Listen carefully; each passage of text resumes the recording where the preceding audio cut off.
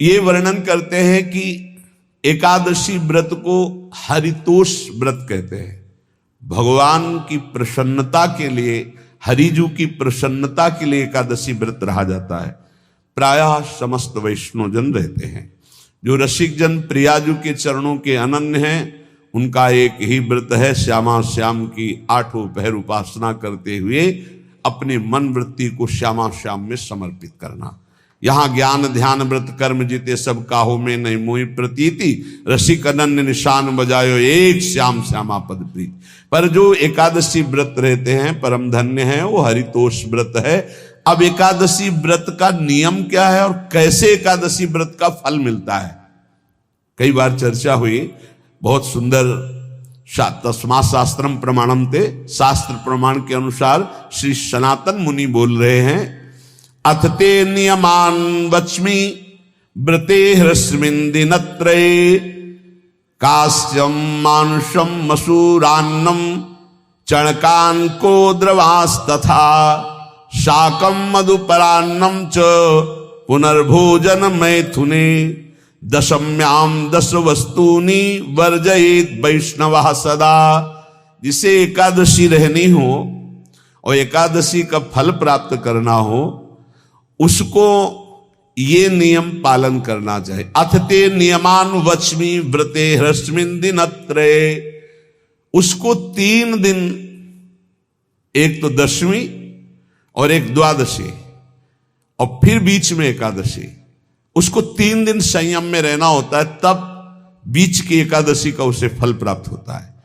जिसे एकादशी व्रत रहना हो उसका नियम है कि दशमी के दिन कांसे के पात्र का त्याग करे।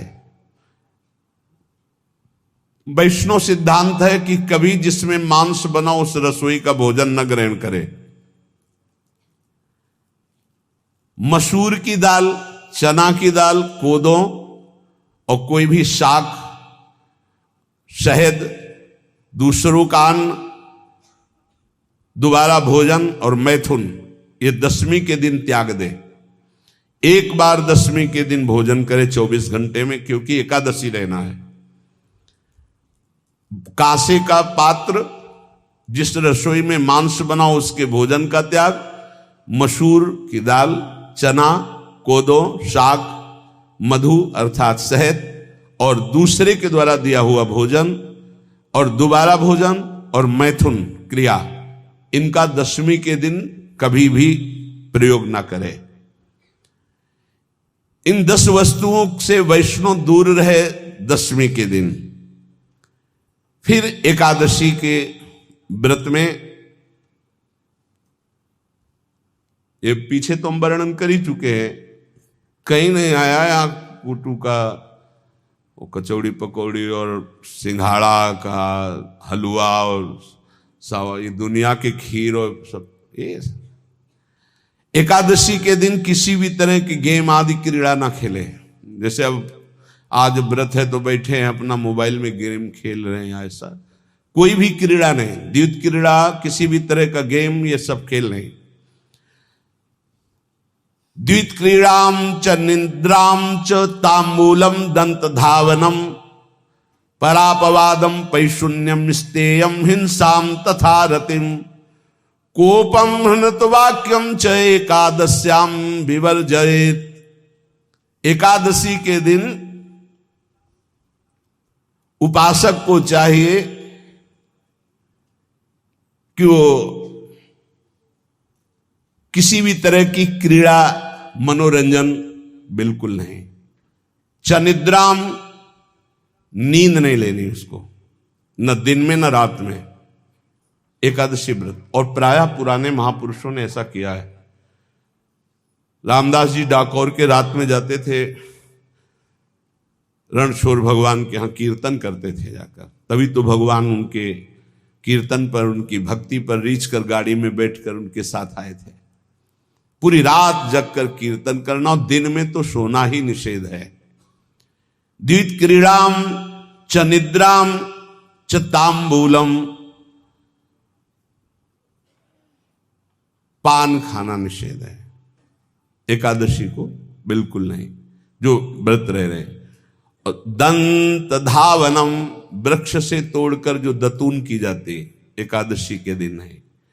परापवादम, दूसरे की निंदा करना, चर्चा करना नहीं, अर्थात अधिकतर मौन व्रत धारण करे एकादशी के दिन। पैशून्यम, चुगली करना। स्तेयम, कोई चोरी करना। हिंसाम, वाणी से, शरीर से, मन से किसी को दुख पहुंचाना।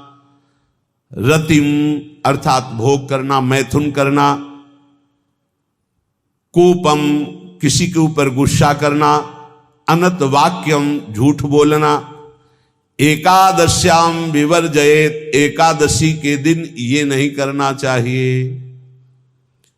एकादशी को एक बार कुछ फलाहार शुद्ध, अगर आपके पास कोई व्यवस्था नहीं तो थोड़ा दूध है, जल है, ऐसे आप लेकर, या थोड़ा सा फल ले लिया, थोड़ा सा फल लेकर के प्राण पोषण, एक दिन में मर नहीं जाओगे। कितने तो निर्जला एकादशी रहते हैं, हर एकादशी निर्जला। पूज्य श्री मथुरा दास जी निर्जला ही रहते थे हर एकादशी। चलो भैया, आपकी सामर्थ्य नहीं तो जल 2-4 बार ले लो, एक बार थोड़ा सा दूध और फल ले लो, चल जाएगा काम, प्राणों का पोषण हो जाएगा। ये आचरण न करे, एक बार कुछ आहार ले ले, वो भी शुद्ध भगवद अर्पित प्रसाद। फिर द्वादशी को काश्यम, मांसम, सुराम, छौद्रम, तैलम, वितथ भाषणम, व्यायामम च प्रवासम च पुनर्भोजन मैथुने, अस्पृश्य स्पर्श मासूरे, द्वादश्याम द्वादश त्यजेत। कांस के पात्र में द्वादशी को भी भोजन न पावे। जिस रसोई में मांस बनाओ उसमें आहार न ले। किसी भी तरह का नशा द्वादशी को न करे। शहद न पाए, तेल के बने पदार्थ न पाए, मिथ्या भाषण न करे और बहुत शरीर का व्यायाम न करे, बहुत थकावट वाले कार्य न करे। दोबारा भोजन न करे, एक बार द्वादशी को भी भोजन पवित्र। मैथुन न करे, जिसका स्पर्श नहीं किया जाता ऐसे पदार्थों का स्पर्श न करे, और मसूर की दाल न खाए। द्वादशी को जो इन नियमों का पालन करता है, दशमी द्वादशी ऐसे और एकादशी ऐसे, तब उसे एकादशी व्रत का फल प्राप्त होता है। जो इस पद्धति से एकादशी, ये जो मनमानी है सब नहीं, हर पदार्थ मिल जाएगा आपको फलाहार में। हर पदार्थ हमको बताया गया कि आपको जो चाहो सब पदार्थ फलाहार का। अरे भाई, हरितोष व्रत है तो हरि प्रसन्नता के लिए एक दिन भूखे रहने बहुत आनंद आता है। पहले भगवत कृपा से ऐसी गंगा जल पी करके कुछ दिन, फिर कभी कभी निर्जला एकादशी का भी आनंद। बड़े संन्यास मार्ग में थे तो बड़े संयम से सब शास्त्रीय पद्धतियों का निर्वाह होता था। उपासक को चाहिए कि इन नियमों से व्रत का अनुष्ठान करे, मनमानी आचरण न करे। सबसे प्रार्थना जो एकादशी रहते हो, हरितोष व्रत इसे कहते हैं, भगवान की प्रसन्नता के लिए रहा जाता है, रहना चाहिए। जो अपनी आचार्य परंपरा में हैं, जैसे जिनका सिद्धांत है, पर रहने का सिद्धांत ये श्री सनत कुमार जी वर्णन, श्री सनक जी महाराज, ये सनत कुमार जी वर्णन की। सनक जी महाराज कह रहे हैं, यदि भगवान का आश्रय नहीं, सत्संग नहीं है, तो इन 4 में से एक हो तो नाश कर देता, फिर चारों हो तो सर्वनाश हो जाता है। यौवनम धन संपत्ति, प्रभुत्व विवेकता, एकैपमप्यनर्थाय किमु यत्र चतुष्टयम। यदि सत्संग नहीं है, यदि भगवद आश्रय नहीं है, और खूब धन हो, जवान अवस्था हो, और बढ़िया पद मिला हो, प्रभुत्व चलता हो, और अज्ञान हो, फिर क्या कह रहा है? बोले ये चारों जहां मौजूद होते हैं वहां सर्वनाश का खेल शुरू हो जाता है। अगर इनमें से एक हो तो सर्वनाश करने में पर्याप्त है, और अगर चारों हो तो फिर क्या कहना है? यौवनम, जवान हो, धन संपत्ति, खूब रुपया पैसा हो, प्रभुत्व, कोई पद हो, कोई अधिकार हो बड़ा, फिर अविवेकता और अज्ञानी हो तो बोले एक नाश कर देगा, फिर चारों तो नाश ही कर देंगे। अगर सत्संगी है तो ये चारों महान कार्य कर देंगे। क्या यौवनम, जवान है, खूब दूसरों की सेवा, मेहनत पूर्वक धन संपत्ति कमाकर माता पिता की सेवा, परिवार की सेवा।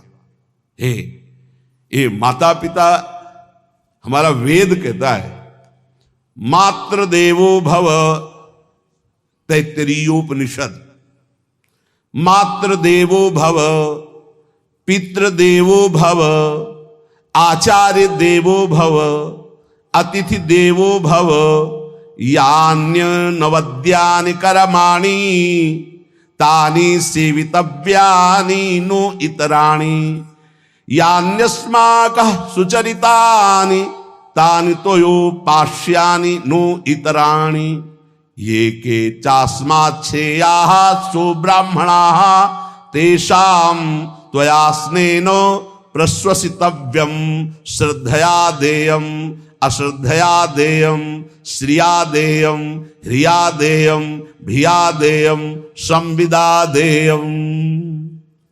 वेद कहता है मातृदेवो भव, माता साक्षात हमारी भगवान है। देव हरि को कहते हैं, केशव देव जैसे कहा, हरि को कहते हैं गोविंद देव। मातृ देव, माता भगवान है। धिक्कार है उन पुत्रों को जो अपने माता के द्वारा पोषित किए हुए शरीर से हाथ उठाते हैं अपने माता पिता के ऊपर। नरक में तुम्हारी जो दुर्दशा होगी भोगोगे। एक हमको दिखाया गया दृश्य कि अपनी माता की कोख में लात मारता है, थप्पड़ मारता है, पिता बैठा है उसको लात मारता है, थप्पड़ मारता है, बाल घसीट कर गेट तक माता को ले जाता है। अब इनकी जो दुर्दशा होगी ये बोल नहीं पाएंगे, बता नहीं पाएंगे। ऐसी जगह मारा जाता है कि बस तलकते रहो, कुछ कह नहीं सकते, घोर नरकों की प्राप्ति होती। वेद कहता, तैत्तरीयोपनिषद, मातृ देवो भव। ध्यान से सुन लो, सत्संग है, ये माता साक्षात भगवान है।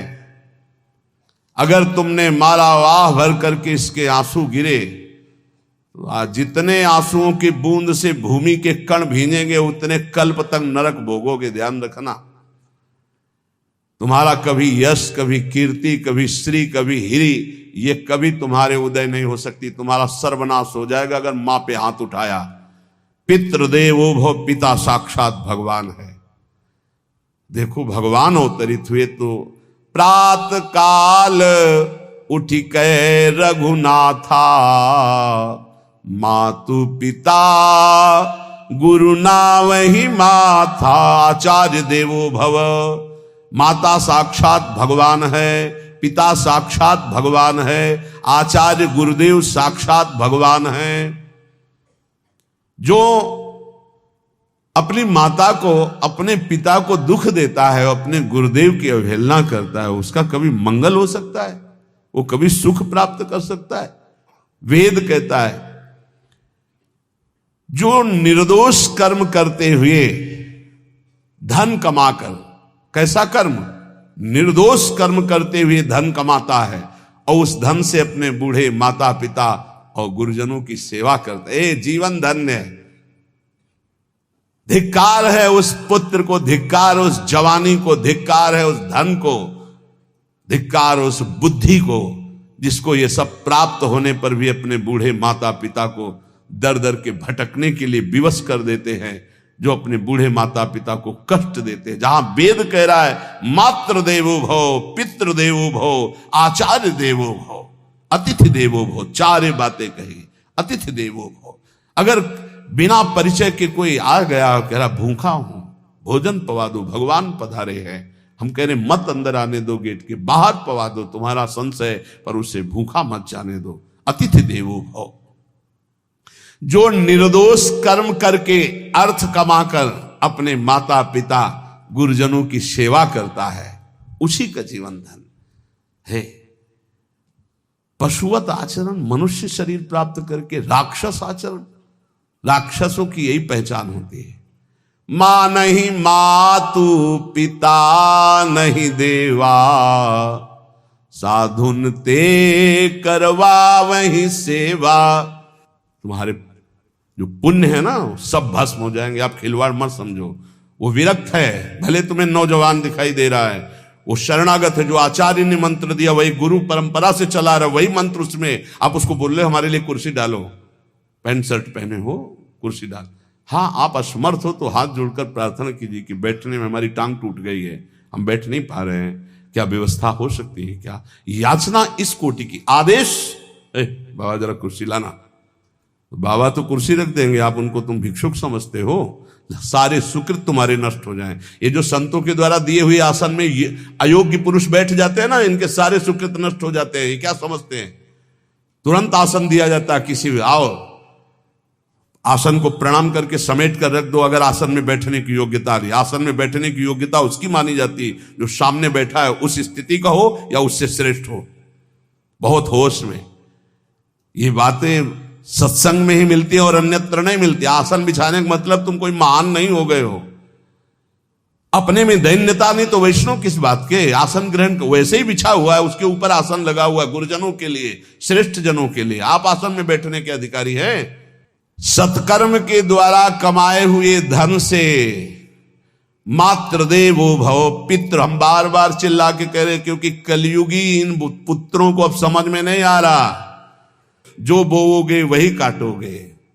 अगर आप अपने पुत्रों को सत अध्यात्म की शिक्षा देंगे और स्वयं अध्यात्म से चलेंगे तो तुम्हारा बुढ़ापा ठीक से जाएगा नहीं। बुढ़ापा बहुत मुश्किल से कटता है, बहुत मुश्किल से। हाँ, हमें कई दृश्य देखने को मिलते हैं। बता रहे एक बार बिंदौर इधर है, इच्छावर फतेहपुर, वहां से भ्रमण करते यार, बड़े मकान से वयोवृद्ध भागते हुए आए और स्वामी जी बहुत कष्ट में हो। क्या कष्ट है आपको? आप तो महल से उतर रहे हैं, ये किसका है? बोले मेरा ही है। उनका कष्ट क्या है? बोले 4 लड़का है, 4 बहू है, सब खाते पीते हैं, मैं बहुत कष्ट में हूँ, सब कोई अपमान करता है। तुम निकलो फिर बाहर, बाबा जी बनो, भजन करो, भगवान के मार्ग का अनुसरण करो। चौथी अवस्था है। बोले ये तो नहीं हो सकता, रहूंगा तो यही कुछ ऐसा कर दो कि जिससे हमारे बच्चों की बुद्धि बदल जाए, जो हमको पीटते हैं, गाली देते हैं। हमको वो जादू तो हम जानते नहीं, और चल पड़े। और बड़ा अंदर से चिंतन हुआ कि जीव कितना आसक्त है उन्हीं पुत्र परिवार घर में। अब बुढ़ापे का समय है, चौथी अवस्था में अगर घर ही में रह के भजन करो तो झंझट नहीं होगी। जो मिले जैसे मिले जीवन यापन करो, भजन करो, लेकिन प्रभु से मतलब नहीं। तो जितने भी जवान भाई बहन सुन रहे हैं, आप अपने माता पिता को, यहां हमारा वेद कहता है मात्र देवो हो, माता भगवान है, पितृ देवो हो, पिता हमारा भगवान है। धर्म के द्वारा कमाए हुए धन से माता पिता की सेवा करो। दूसरे दोष युक्त कर्मों का कभी आचरण मत करो। यन्नस्माकं सुचरितानि तानि तोयो पापाश्यानि नो इतराणि। सुंदर आचरण करो जो महापुरुषों के द्वारा विधान किए गए हैं, पाप आचरण कभी मत करो। हमारे आचरणों में से एक भी ऐसा आचरण नहीं होना चाहिए जो दूसरे को दुखी करके धन संपत्ति लेने वाला हो। वेद कहता है पापाचरण किया और आपको गड्डी पकड़ा दी, आप निर्दोष को दंड दे दिए और दोषी को धन के कारण मुक्त कर दिए। अब आपके परिवार में जो तांडव मचेगा वो झेल नहीं पाओगे, चाहे कोई भी हो। बहुत ध्यान से सुनना है, सत्संग है, ये शास्त्र है। जो अधर्म पूर्वक दूसरे के द्वारा दिए हुए धन से गलत निर्णय करता है, दोषी को मुक्त करता है और निर्दोष को दंड देता है, उसको दुखिया को न सताइए, दुखिया देगा रोए। जब दुखिया के मुखिया सुने तब तेरी गति क्या होए। मर्सरीज गाड़ी में भून जाओगे भुट्टे की तरह अंदर, कोई सांस लेने की जगह नहीं मिलेगी। कैसे? आगे से गाड़ी में किसी कारण आग लग गई, चलती गाड़ी में। अब आजकल सब रिमोट का सिस्टम होता है, वो तार जल गए जिनसे गेट खोला जाता है। अब गेट लाख लोग हैं, आसपास कोशिश कर रहे हैं, न गेट खुल रहा है न शीशा तोड़ा, भम मचा हुआ है, चीखते हुए अंदर एक एक परिवार का सदस्य भस्म हो रहा है। क्यों? किसी के परिवार को उजाड़ा तुमने, किसी के निर्दोष की तुमने दंड विधान किए हैं, पापाचरण किए हो, भोगना पड़ेगा। इसीलिए बार बार तुम्हें भयावह शब्दों से कहते हैं, कोई तुम्हें दंड नहीं देगा, तुम्हारे कर्म हर समय तुम्हारी खोपड़ी में सवार हो, वही तुम्हें दंड देंगे। इसलिए हमारा वेद कहता है, यन्यस्माकः सुचरितानि तानि तोयो पापास्यानि नो इतराणि। जिसमें महापुरुष विधान किए हैं कि यह आचरण करो वो सुकृत है, और जिसे मना करते ऐसे पापाचरण मत करो, कभी दूसरे का अहित मत करो। जो कोई भी हमसे श्रेष्ठ गुरुजन है उनका आदर करो, उनको आसन दो, उनको विविध पदार्थों से सुख पहुंचाओ, विश्राम कर लेने के बाद वार्ता करो। श्रद्धा पूर्वक माता पिता गुरुजन अतिथि इनकी सेवा करना परम धर्म है।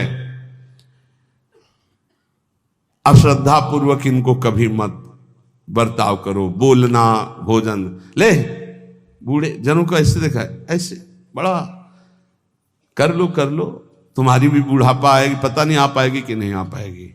अगर आएगी तो बहुत बढ़िया आएगी, तुम्हें ऐसे सताएगी कि आप देख लेना। बहुत हमारा हृदय इस बात से पीड़ित हो जाता है।